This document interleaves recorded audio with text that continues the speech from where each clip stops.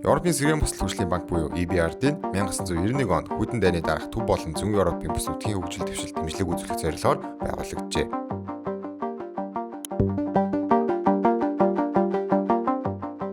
Өнөөдрийн хүртэл EBRD-ийн дэлхийн 3 төвд үйл ажиллагаа өргөжүүлж, хувийн хөгжлийг дэмжих, ногоон хөрөнгө оруулалтыг хөгжүүлэх зэргээр үйл ажиллагаа эхлээд байна. Удахгүй нийтлэгдэх 7 ангитай энэ хүү подкаст зурлалаар бид EBRD-ийн Монголын жижиг дунд бизнесүүдийг дэмжиж буй төсөл хөтөлбөрийн талаар дэлгэрэнгүй хүргэх болно. Бид салбарын мэргэжилтнүүд, зөвлөхүүд, банкирууд, хөтөлбөрт хамрагдсан бизнесийн төлөөллөлүүд EBRD-ийн ажилтнуудтай ярилцаж, тус банк Монголын эдийн засагт хэрхэн хувь нэмрээ оруулж байгаа болон таны бизнест хэрхэн тусалж болохыг таниулах болно.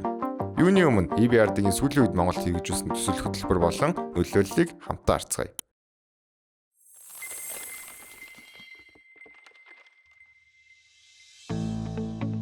EBRD-ийн Монголд 2006 оноос хойш үйл ажиллагаа явуулж, сэргээгдэх эрчим хүч, дэд бүтэц, санхүү зэрэг салбарын 100 гаруй төсөлд хөрөнгө оруулалт хийсэн бөгөөд Монголын эдийн засгийн хөтлөгч хүч болсон жижиг дунд бизнесүүдэд онцгой дэмжлэг үзүүлж ирсэн.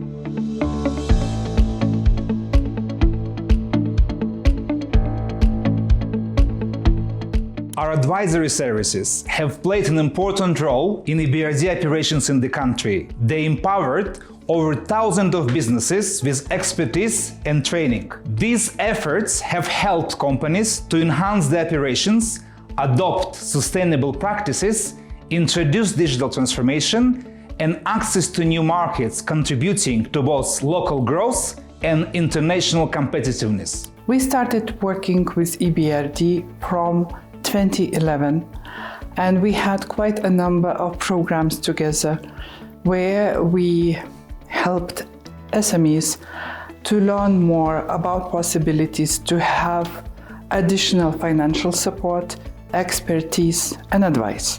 Just recently, we launched a new program together with EBRD for SMEs and medium-sized enterprises, building crisis-resilient SMEs in Mongolia post-COVID-19. And the aim of this program is quite simple: to help to recover from the shocks of COVID-19 and also to prepare those SMEs for the possible new shocks in the future. Жижиг дунд үйлдвэрийн агентлагийн зүгээс одоо Европын сэргээн босголт хөгжлийн банктай хамтраад бол жижиг дунд үйлдвэрийн салбарт бол нэлээдгүй ажлуудыг өнгөрсөн хугацаанд хийж гүйцэтгэлээ.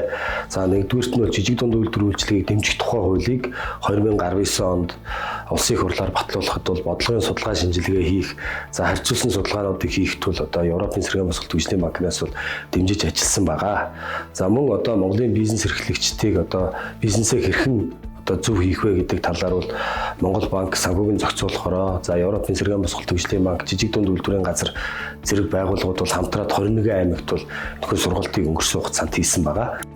With the support of our donors and partners, together we envision a Mongolia that is innovative, sustainable, and globally connected, offering jobs to all Mongolians. Building on nearly 2 decades of success, the EBRD remains dedicated to this partnership, creating a future where every Mongolian can succeed. Lehman Press Special сурлын Европын сэргээн босголт хөгжлийн банктай хамтран бэлтгэж байгаа шинэ дугаар та бүхэнд хүрэхэд бэлэн боллоо. Хаан банк, EBRD буюу Европын сэргээн босголт хөгжлийн банк хоёр Хаан банкны харилцагчид хамтарсан санхүүжилттэй болгож байна. Тэр нь дотор хоёр төрөл. Одоогийн байдлаар Монгол улсад 1.5 сая евро хүртэл үнийн дүнтэй ийм санхүүжилтэд 3 төрлийн хөтөлбөрт зарцуулахаар одоо саяхан бид тохирсон байгаа. Яг сүүлийн үед бид жижиг дунд бизнесүүдэд чиглэсэн дотоодын банктай хамтарсан эрсдэл хуваалцах хөтөлбөр гэж байгаа. RCF гэж нэрлэдэг. Зээлийн бүтээгдэхүүнүүдийг юунд голчлон хүргэж байгаа. Ер нь стратегийн зөвлөх үйлчлэгээтэй хаана хамгийн сайн өгч байгаа вэ гэдэг ингээд явдлаа. Тухайн үед бол Европын сэргээн босголт банкыг биднээс хэлсэн. Үзэгчдээ Lehman Press Special-ийн удаагийн дугаар та бүхэнд хүргэлээ. Тодорхой дараагийн дугаараар ирээд олсноо.